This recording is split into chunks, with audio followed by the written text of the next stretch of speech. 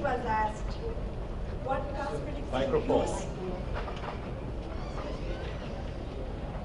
for your beautiful personality, she responded, love for my heart, compassion for my eyes, truth for my lips, charity for my hands.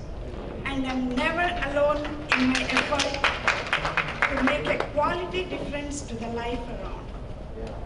This is none other than the beautiful lady in mind and spirit, Sreeratna Kancherla, a social entrepreneur, an international lawyer. She holds 4 beauty titles: Miss India USA, Miss Georgia, Miss Teen Georgia, and Miss Teen All America. A skilled Bharatanatyam dancer. She is an Atlanta native, and she's a graduate of Emory University and New England School of Law School. I went on to law school and studied international development and specifically human rights issues. And I worked for the UN. And one of the things that I realized when I was working for the UN and international human rights was doing all this work trying to save the world, but we weren't getting anywhere. We talk about poverty, we talk about environmental issues, but why hasn't anything changed? We're in the 21st century, look around us, we have so many opportunities, but they're still suffering. And I couldn't understand what was going wrong with this. I spent about 7, 8 years doing research, being on the ground, talking to various politicians, and what occurred to me is that we figured something out in the West. It's called capitalism. We figured out how to work with our economy, and we use business to do that. Coca-Cola, McDonald's, Ford, the greatest businesses in the world, all from the West. Now that's changing with India, but we have learned from the West.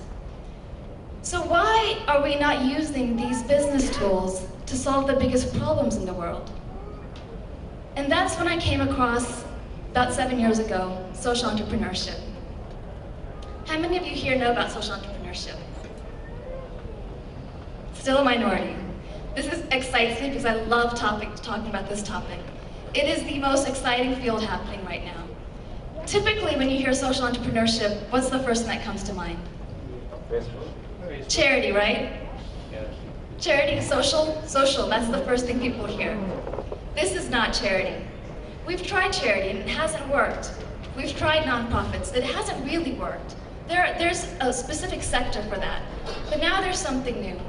And that's what I want to kind of enlighten you about on a very broad scale. It's a very new sector, there's a lot of nuances in it. We're all trying to figure out what it really means. But ultimately, from the world that I come from, social enterprise is using these market-based solutions that other companies have used to address the issues of poverty or environment. And for the past 6 years, I've had the opportunity to work with investors from the West, Europeans, the great California people who created the boom, the technology boom. They're all now looking into social entrepreneurship or social enterprise. And they've created social investment funds. So your typical investment fund might look at biotech, we just had a panel on biotech.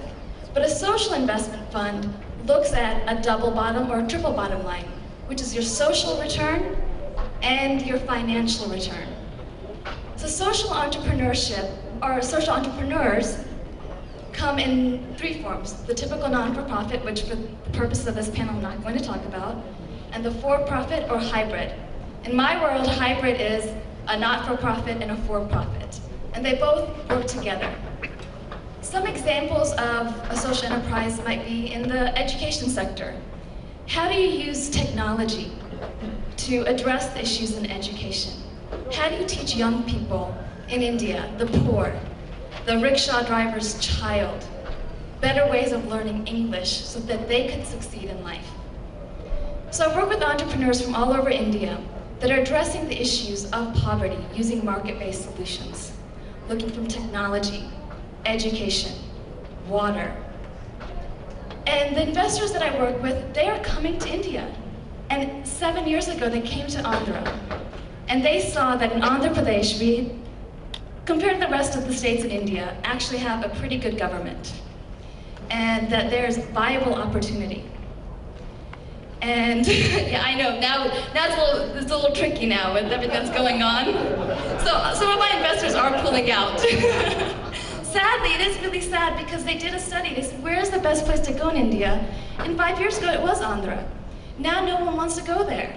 And that's our responsibility. You know, what are we doing? Because there are people that are from California, from Europe, that really want to build up our country and build up our state. So these investors have basically take your typical entrepreneur in India, and we're trying to connect them to investors in America now. I'm right now